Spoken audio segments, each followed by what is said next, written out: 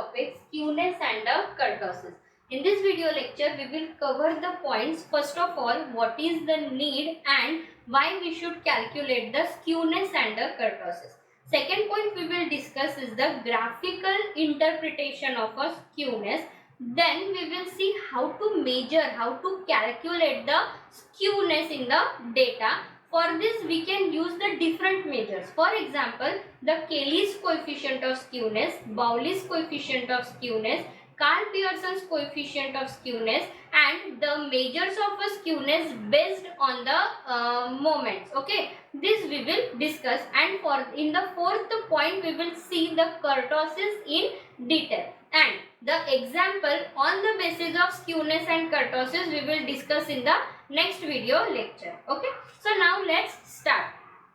Basically, in the previous lecture we have discussed the measures of a central tendency and measures of a dispersion. Okay, so we have seen what is the purpose of measures of central tendency and measures of dispersion, right? What measures of central tendency tells you? Measures of central tendency gives us a single value around which your data is clustering, right? And measures of dispersion tells you about how much scattered the data is, how much spread in the data from the central value. This idea you get with the help of measures of dispersion, right? So now here the two data sets is given, and for the two data sets we can see the mean is 15 and standard deviation is approximately 6. Now, as for both the distribution, mean and standard deviation is same. So, can we say that the two distribution is same?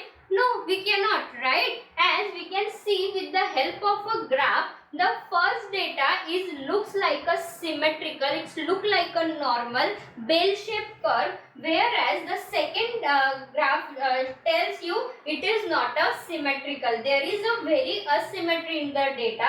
First data is decrease, smaller, then increase, and again it is decreasing, and then highly it increase, and so on. So there is no symmetry in the second data, right? Even though mean and standard deviation is same, but distribution is different. So here we can see measures of central tendency and measures of dispersion do not gives you the entire idea about the data, right? So to get the complete knowledge, complete idea about the data, we have to calculate the measures of a skewness and a kurtosis. Okay, now we can see distribution can be of two types, right? First can be a symmetrical and another can be a asymmetrical. Now when we can say that any data is a symmetrical, so whenever your mean, median and mode, these three measures of central tendency is approximately same, so we can say that yes, your data is a symmetrical.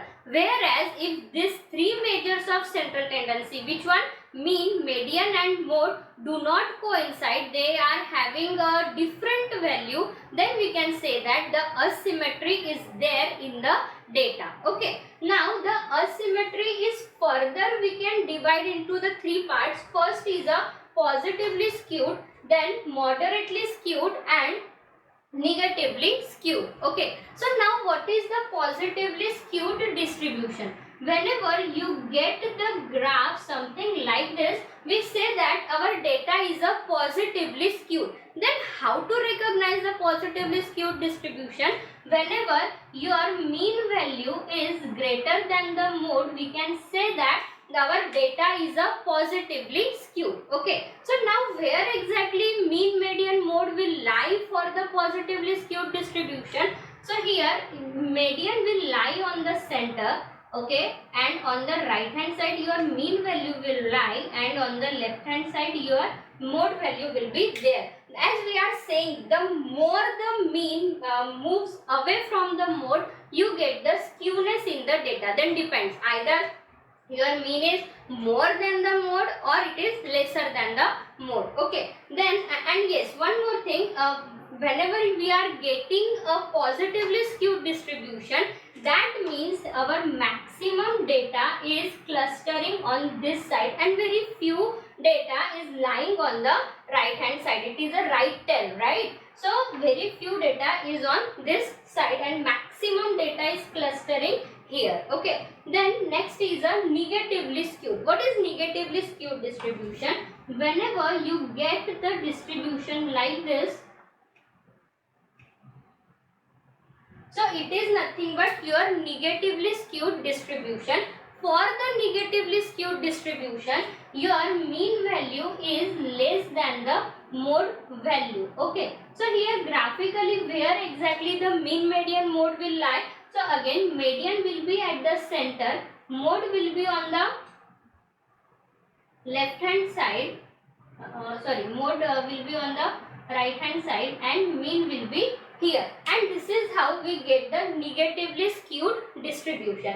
And again for the negatively skewed distribution, we can see from the graph our maximum data is lying here and very few is on the tail part, right? So this is how the negatively skewed distribution is. Okay, then moderately skewed distribution. What is moderately skewed distribution? So whenever your mean and the median value is approximately 1/3 of the interval between the mean and the mode, so you get the moderately skewed distribution. So here we consider the interval. First of all, we take the interval of a mean and the median. If this interval is 1/3 times the interval of a mean and the mode, then we can say that our data is a moderately skewed. Okay, so ultimately for the skewness, we can observe here, we can see here, more your mean value moves away from the mode, you get the skewness in the data. Till now we have discussed the skewness graphically. Either it is a positively skewed, it is negatively skewed, or it is a moderately skewed, right? But now the question is, if we want to measure it, if we want to count it, count the skewness in numbers, so can we do that? So yes, we can do that with the help of a measures of a skewness. Okay, so first of all, how the measures of skewness helps us? First of all, it helps us in finding the direction of the data. Secondly, it tells us the extent of a asymmetry in the data, and it allows us to compare the two different series. Okay, so this is how the measures of skewness helps us. Okay, now measures of skewness can be of two types. One is the absolute measure of skewness, and second one is a relative measure of a skewness. So let's start with the first one. What is absolute measure of skewness? Absolute measure of skewness is defined as by taking the difference of a mean minus mode. Okay, now here we can get the direction of this absolute skewness, and if we are getting a positive value, that means our mean is greater than the mode. Okay, we are going to substitute it, so we will get the exact numbers, exact value, and if it is positive, that means we are getting a direction as well, right? And if we are getting here the negative, that means our mean value is less than the mode. That means our mean value is less than the mode, and here we can get the directions and the exact numbers. We can count the skewness in numbers.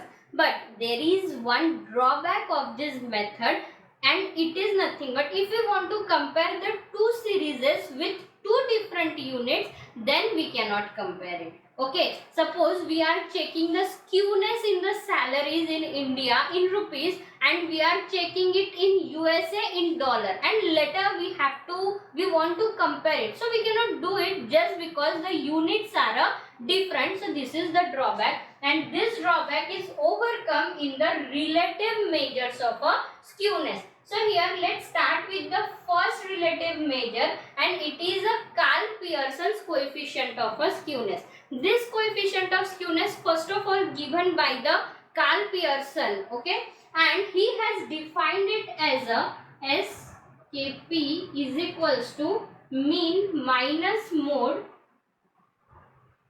divided by standard deviation. Okay, now here again our coefficient of a skewness can take a positive value or it can take a negative value. When it will take a positive value, coefficient will take positive if mean is greater than the mode, and it will take a negative value if mean is less than the mode. Okay. Now again, there is also one drawback of this method, and it is nothing but whenever your mode is ill defined, this formula, this definition is not applicable. Now the question is, what is ill defined? Okay, now see, we know that for any distribution it is not needed, it is not mandatory that mode will take a single value, a unique value, right? Mode can take a two values, bimodal, trimodal, or a multimodal value is there, right? So whenever you are not getting a single mode, you are getting a bimodal or multimodal, so this formula is not applicable, and this is called as a ill-defined in statistics. Then the question is how to move ahead. So here, if our skewness in the data is moderate, so we can replace the mode value as 3 times median minus 2 times mean. Okay, so now we are going to substitute this in our formula. So we will get here SKP equals to mean minus 3 times median minus 2 times mean divided by standard deviation. So it is nothing but 3 times mean minus 3 times median divided by standard deviation, and this is how we define the coefficient of skewness given by the Karl-Pearson if the mode is ill-defined, and if mode is not ill-defined, then we can simply go with this first formula.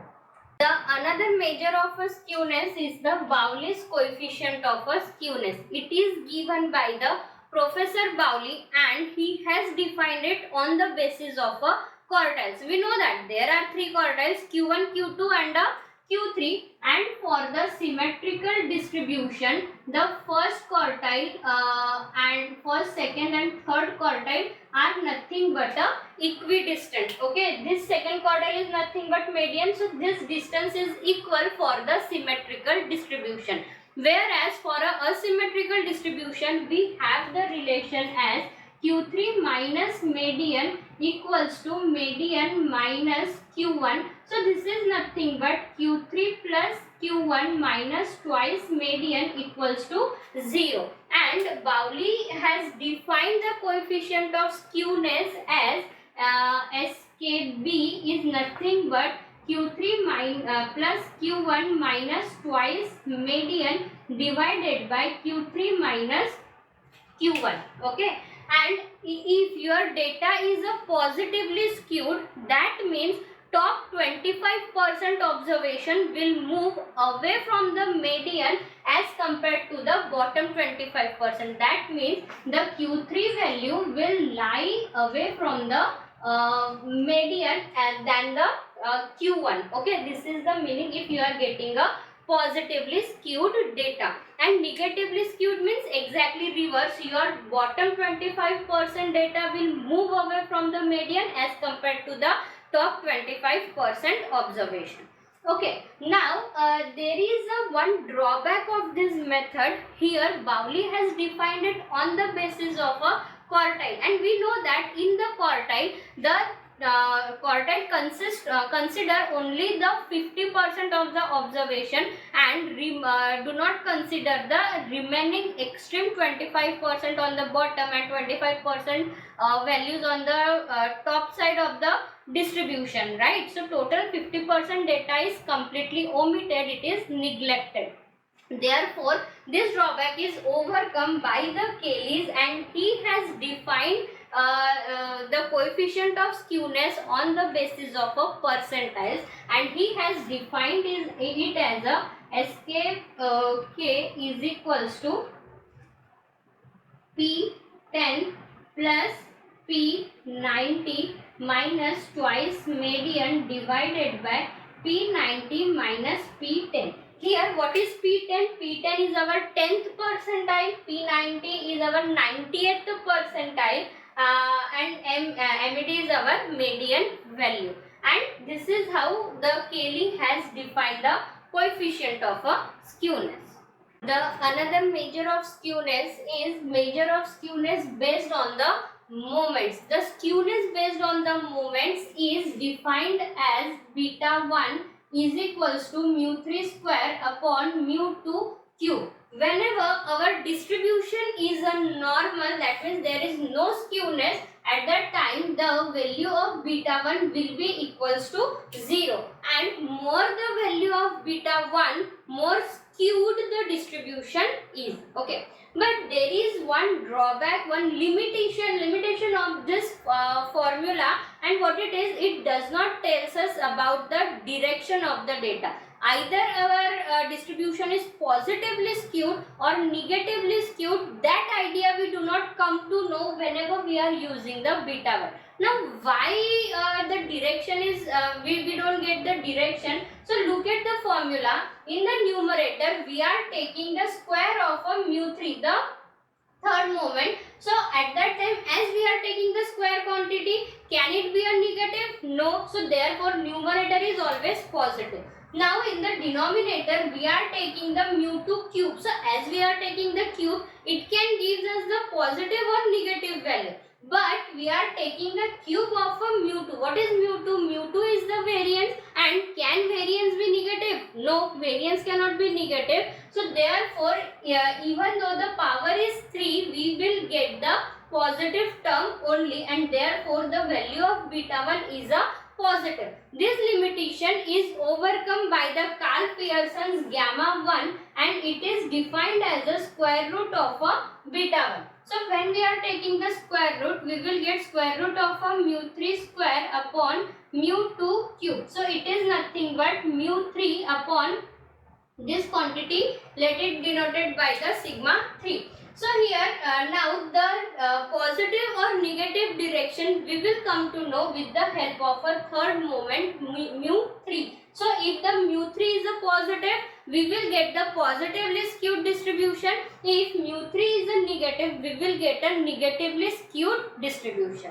Okay, then the next topic is the kurtosis. What is kurtosis?